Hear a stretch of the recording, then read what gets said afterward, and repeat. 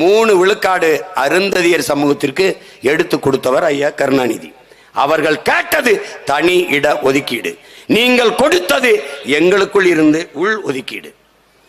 தம்பி தங்கைகளே, நானே நெளிஞ்ச தட்டில் 5-6 பருக்கைகளை போட்டு சாப்பிட்டு கொண்டிருக்கிறேன். எனக்கே இது பத்தலை. இதுல 2 எடுத்து இன்னொருத்தனுக்கு கொடுத்து விடுவது எந்த வழியில் நியாயம்?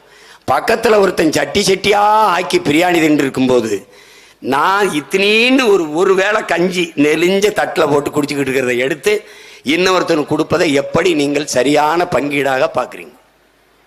எப்படி பார்க்குறீங்க? எங்கிருந்து கொடுக்குது? இங்கிருந்தா கொடுக்கணும்னா இப்ப பொருளாதார அடிப்படையில் பின்தங்கிய மக்களுக்கு 10 விழுக்காட்டை எங்கிருந்து எடுத்து கொடுக்கிறீர்களோ அங்கிருந்துதான் அருந்ததிய மக்களுக்கு நீங்க 3 விழுக்காடு இல்ல 15 விழுக்காடு வேணாலும் நீங்க அங்கிருந்தான் கொடுத்துருக்கணும். ஏன் கொடுக்கல? ஏன் கொடுக்கல? இந்தியா முழுமைக்கும் உள்ஒதுக்கீட்டுக்கு எதிரான போராட்டம், இந்தியா முழுமைக்கும் இடஒதுக்கீட்டுக்கு ஆதரவான நிலைப்பாடு போராட்டம்.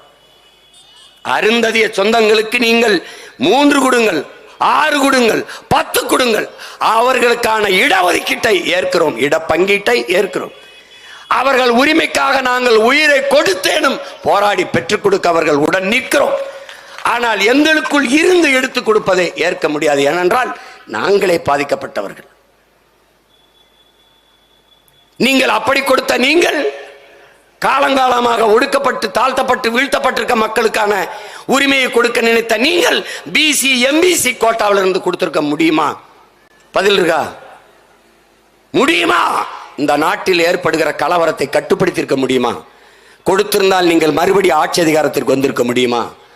தாழ்த்தப்பட்டவன், ஒடுக்கப்பட்டவன், அரசியல் வலிமையற்றவன், அதிகார வலிமையற்றவன், தனக்கென்று பேச குரலற்றவன் என்பதனாலேயே படக்கென்று எழுத்து கொடுத்து விட்டீர்கள்.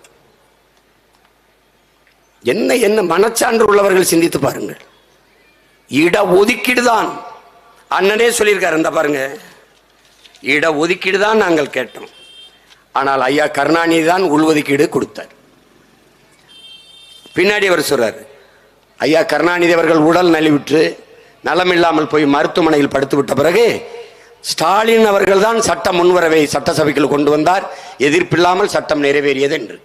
அன்னைக்கு இந்த உள்ஒதுக்கீடு கொண்டு வருகிற போது அந்த இடத்திலிருந்து அதை ஆதரிக்காமல் வெளியேறியவர் அண்ணன் புதிய தமிழகம் கட்சியினுடைய தலைவர் கிருஷ்ணசாமி அவர்கள் தான்.